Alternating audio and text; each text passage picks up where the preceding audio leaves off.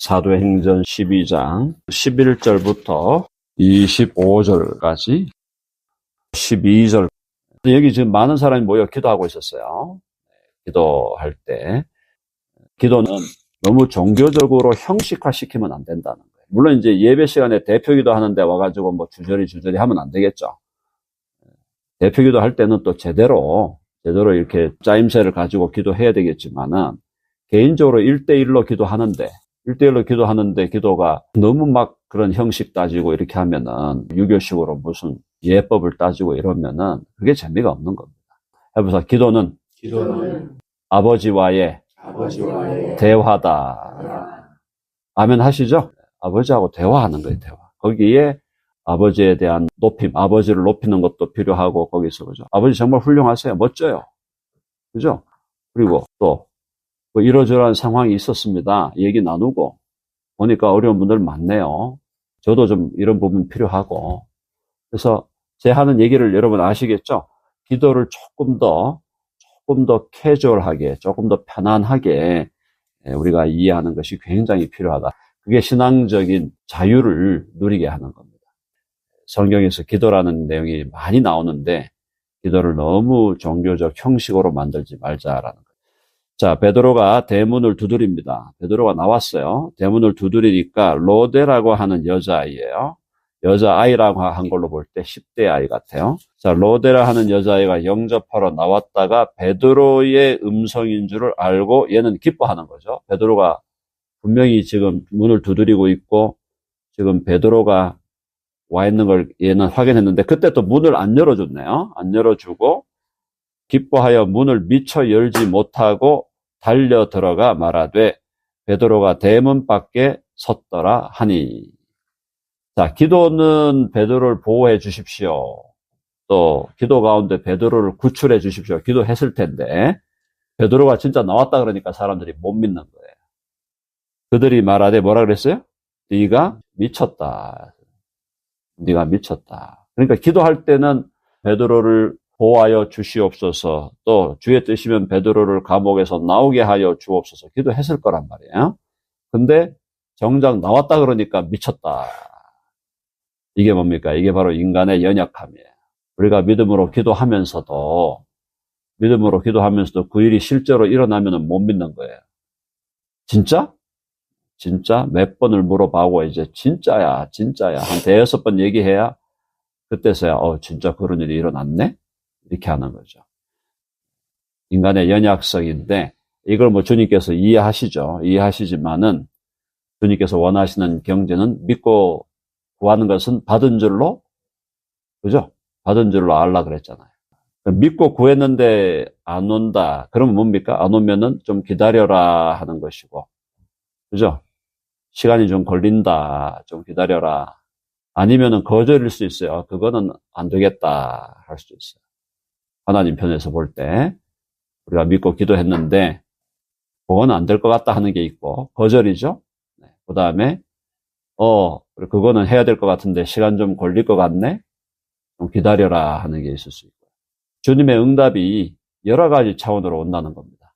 그렇죠? 아니면 즉시로 올 수 있어요. 즉시로 또 그래? 오케이. 그럼 이 자리에서 결정. 오케이. 이럴 수도 있고. 그러니까 하나님께서 우리 기도에 응답하시는 방식은 여러 가지 방식인데 거절도 하나의 응답이다. 이렇게 얘기하는 분들이 있어요. 거절도 하나의 응답이다. 뭐 그렇게 얘기할 수는 있는데 그래도 주님께서 응답하실 때는 즉시로 하는 수도 있고 시간이 좀 걸리는 수도 있다. 그래서 기도하면서도 우리가 어떻게 해라? 인내하며 기도하라. 해봅시다. 인내하며 기도하라. 잘 인내하는 게 필요하죠. 인내, 참고 기도하면 하나님의 뜻 안에서 언젠가는 그것이 이루어진다는 거.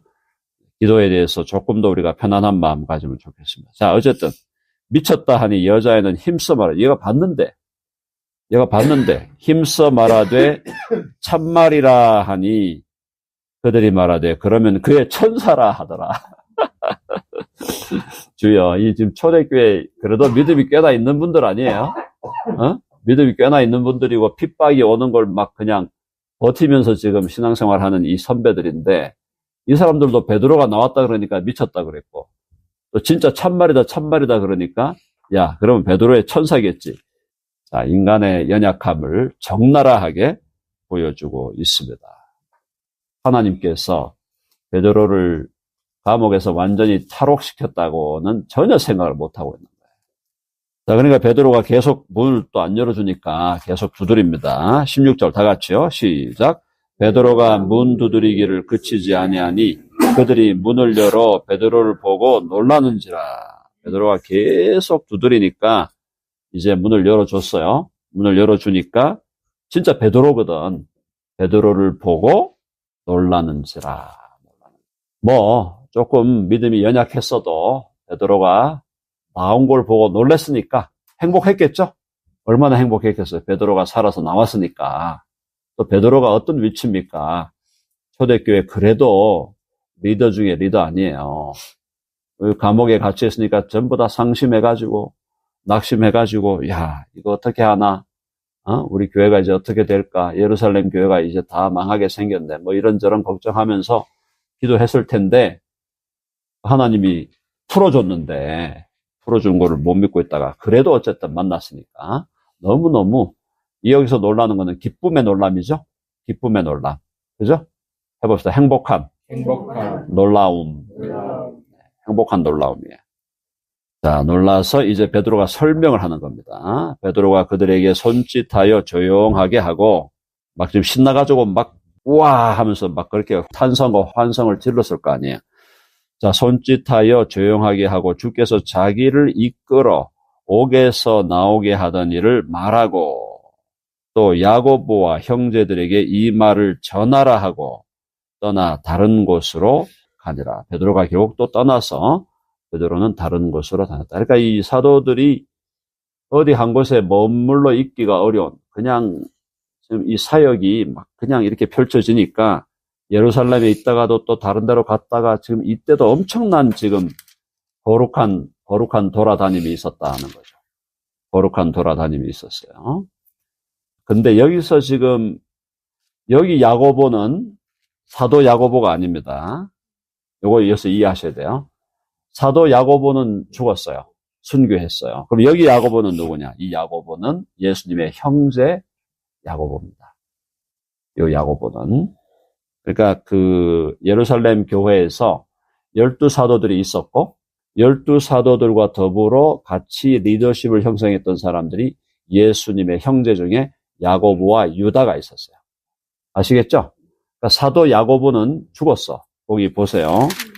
12장 2절 다시 가봐. 12장 2절 12장 2절에 요한의 형제 야고보를 칼로 죽이니 죽은 거예요. 지금. 그러니까 요한의 형제는 원래 사도예요.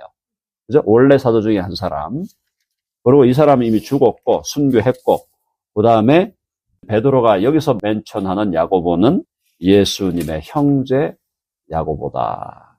역시 예수님의 형제 야고보도 리더십에 들어 있었다라는 거죠. 복수 리더십이니까 들어 있었다라는 겁니다. 그래서 베드로가 또 야고보와 형제들에게 이 말을 전하라. 무슨 말을?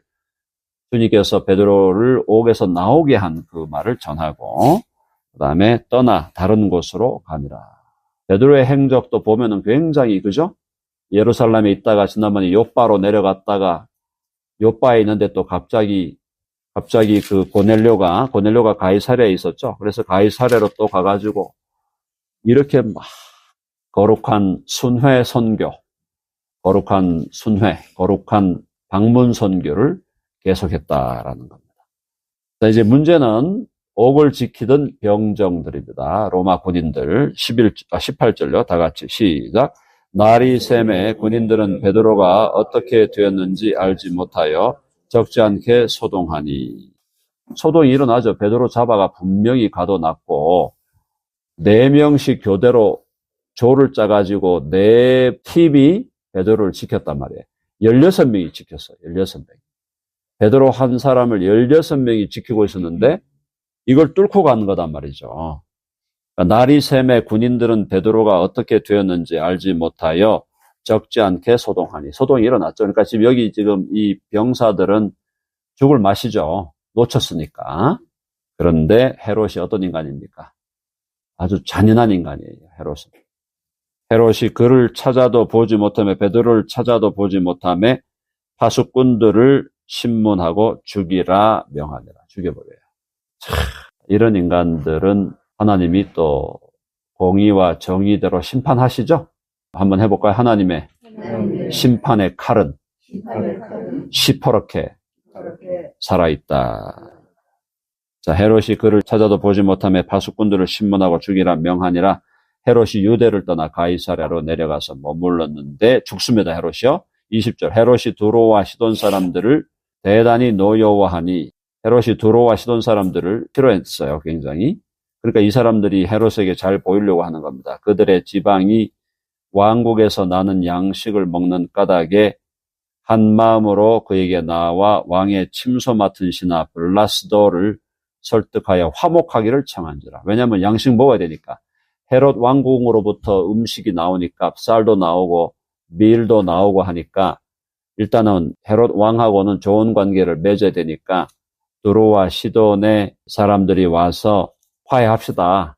아니 왜 그렇게 싫어하세요 우리를? 그러면서 이렇게 이제 접근을 했는데 이 헤롯이 이제 그러니까 이 사람이 기고만장해진 거예요. 그래서 헤롯이 나를 택하여 왕복을 입고 단상에 앉아 백성에게 연설을 합니다. 백성들이 크게 부르되 이것은 신의 소리요 사람의 소리가 아니라 하거늘. 아부의 극치입니다. 아부의 극치. 사람의 연설이 아니고 하나님의 신의 연설이다. 그러면서 막 헤롯을 막 높이는 거예요. 높이니까 사람들은 자기를 높이면은 쉽게 교만해지죠. 또 이런 잔인한 인간들일수록 더 교만해지죠. 히틀러나 오늘날 푸틴 같은 인간들, 다 그런 인간들. 그렇게 하니까 헤롯이 23절요. 다 같이 시작. 헤롯이 영광을 하나님께로 돌리지 아니하므로 주의 사자가 곧 친히 벌레에게 먹혀 죽으니라. 공의가 나타났죠? 하나님의 공의가 나타났습니다. 헤롯이 영광을 하나님께로 돌리지 않죠. 영광을 누구에게 돌립니까? 자기에게만 돌리죠. 자, 그러니까 주의 사자가 곧 쳤어요. 천사가 치는 거죠. 천사가 치니까 어떻게 됐어요? 벌레에게 먹혀 죽으니라. 제가 말씀드렸죠. 하나님의 공의의 칼은 시퍼렇게 살아있다. 특별히 이런 통치자의 지위에 있으면서 잔인하게 사람들을 죽이고 하면은 그 말로가 편안하지 않습니다. 그죠? 히틀러 어떻게 됐어요? 히틀러 결국 자살했잖아요. 자기는 그렇게 600만 명의 유대인도 죽이고 얼마나 많이 죽였습니다. 물론 그 인간도 하나님의 형상으로 만들어진 인간이긴 하지만 결국은 하나님의 심판을 받아 멸망당했죠. 자, 어쨌든요. 공의가 살아있는데 24절 다 같이 시작. 하나님의 말씀은 흥왕하여 더하더라. 하나님의 말씀은 흥왕하여 더하더라. 하나님의 말씀이 계속해서 확장되어가는, 말씀이 확장되어가는. 우리 교회의 실제적인 그 교우들의 멤버가 늘어나지는 않지만 지금 우리 교회가, 그러나 우리 교회를 통해서 새벽기도 말씀이나 또 새벽신학교 말씀이나 주일 말씀을 통해서 이 말씀을 듣는 사람이 지금 계속 늘어나고 있는 거 여러분 아시죠? 속도가 더디지만은 유튜브를 통해서 매일 듣는 건 아니겠다 하더라도 어쨌든 우리 교회를 통해서 말씀을 듣는 사람들이 자꾸 늘어나고 있다는 거. 지역적으로는 떨어져 있죠. 온 데 다 있잖아요, 지금. 뉴욕에도 계시고, 해리스버그에도 계시고, 한국에도 있고. 그래도 말씀이 흥왕해 가고 있다는 겁니다. 왜 우리는 이런 일이 안 일어나는가? 안 일어나고 있는 게 아니에요. 일어나고 있는 것입니다. 그래서 하나님의 말씀은 흥왕하여 더하더라. 바나바와 사울이 부조하는 일을 마치고 나아가라 하는 요한을 예루살렘에 부조했죠. 흉년이 들어가지고 부조하는 안디옥 교회에 헌금을 가지고 갔다 왔어요. 가서 마가라 하는 요한을 데리고 왔다. 예루살렘에서 안디옥으로 돌아옵니다. 근데 알고 보니까 이 마가가 바나바의 조카였어요. 이 마가가 바나바의 조카였다. 지금 이렇게 나옵니다. 재밌죠? 이런 거 보면은 친족들을 통한 이 복음의 확장도 상당히 역할했다고 보는 거죠. 역할을 했다라고 보는 거예요. 오늘의 결론은 뭐냐? 기도였죠? 포인트가 기도할 때 주님 앞에 기도할 때 좀 더 편안한 마음으로 그렇게 기도하시고 또 대화하는 방식으로 기도하시는 거 필요하다. 자, 오늘 여기까지 보고요.